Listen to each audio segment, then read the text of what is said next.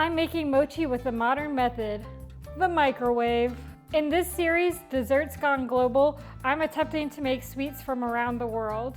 Today, it's Japan's cute dessert. I'm making classic red bean filled mochi and also an ice cream filled version, as long as I can get it off my hands first. First thing we're gonna make is our red bean ice cream base, so it has time to chill before we churn it.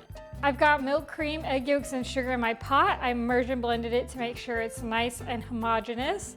I'm just gonna cook it until I get an anglaise about 84 degrees Celsius. Okay, my anglaise is ready, so I'm going to strain it over the red bean paste. Just mixing up the red bean paste a little bit, and then I'm going to immersion blend it.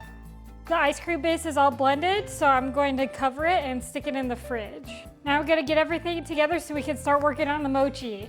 My mochi today is going to be matcha flavored, so in my bowl I've got my glutinous rice flour, water, sugar, and matcha powder. And I'm just going to cover it and microwave it for about a minute. Now I'm going to give it a mix and we'll stick it back in the microwave. I made a big batch, so it needs more time. I'm just gonna keep heating it in 1 minute intervals until it's the correct consistency. So it's ready, it's kind of like a dough ball now. I'm going to take cornstarch and spread it on my countertop. I'm gonna plop my mochi onto my counter. Now I'm gonna press it into a flat disc. I have to be a little bit careful because it's still hot. I've gone ahead and covered it in cornstarch. I'm gonna let it cool down here on the counter. While it's cooling, we're gonna start mixing our ice cream. Okay, I've got my ice cream machine set up. I'm gonna turn it on and we're gonna pour in our red bean ice cream base. All right, so I'm gonna let this churn for about 20 to 25 minutes and I'll come back when it's finished. All right, my ice cream is finished churning. It's like the consistency of soft serve. I'm transferring it into another container so I could let it freeze a little bit more before we put it in our mochi. While the ice cream's freezing, we're gonna go ahead and fill half of the mochi with red bean paste. So I'm just going to cut this into half, and I'm gonna cut it into about 8 pieces. I'm going to wrap up this other half of the mochi in some plastic so it doesn't really dry out. So now I'm going to take my red bean paste and roll it up into about 10 balls that I could stick inside my mochi. So now I'm gonna coat my hands in cornstarch so I can start working with this mochi. So I'm gonna take my first piece and flatten it till it's about 2 inches or so. And I'm gonna drop in some red bean paste and close it up inside. So we have our first little mochi blob. I'm just gonna repeat this with all of them. So here I have my finished mochi. I'm gonna come back in about an hour or two when my ice cream is more frozen so we can get our mochi ice cream ready. All right, it's been a few hours, so we're gonna get our mochi ice cream started. I'm gonna get a little bit more cornstarch on my counter. I'm gonna cut this up into maybe 6 pieces.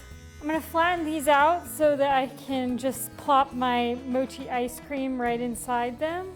I want them to be a little bit bigger than the ones that I did for the regular mochi.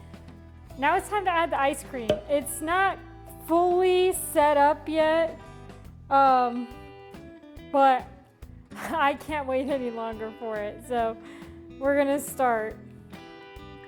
I'm just gonna take a dollop and stick it in the middle and just seal it up. This is kind of becoming a disaster. I'm gonna start with a different piece. Let's try this again. I got a little dollop of ice cream and I'm just gonna close it up. Oh no, this is not working. This is not working out, fellas. As you can see, my ice cream's just bursting through my mochi.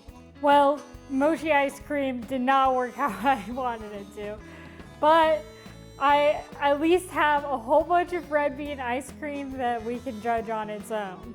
So I think all that's left to do now is just have our taste test. All right, these mochi look really good. I'm going to cut it open so we can see the inside. So you can see our mochi with all that red bean paste filling. It looks great. Let me give it a shot. You get that iconic grass flavor with the mochi, with the matcha flavor in it. And the red bean paste is not too sweet, but it's like just enough that it's really delicious. Really delicious and not hard to make at all.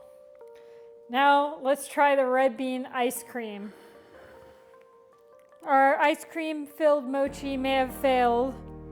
I think next time I would wait for the ice cream to freeze all the way and then scoop it into the individual little balls and then let it freeze again and then fill it into the mochi, but I didn't really have time for that today. But that's fine. We'll get to just try our red bean ice cream. Honestly, this ice cream slaps. When I was handling the red bean paste, I was worried that it might leave like a grainy, like gritty texture in the ice cream, but it doesn't. This is like awesome. It's just enough sweetness, and the red bean flavor, it's kind of like, I don't really know if I could describe it, but you know, it's sweet. I don't think there's really anything else that tastes like it. It tastes like red bean. This is really good, and I would definitely make this ice cream again. I would even suggest this flavor ice cream to go on to pair with a dessert in the future. Well, thank you for joining me today on Desserts Gone Global. This is going to be a fun series for me to add on to the other content that I'm already enjoying making. If there's a country that you want me to try a dessert from, or just a specific international dessert you want to see me make, leave it in the comments below. Don't forget to like and subscribe to my channel, and I'll see you in the next one. Bye-bye.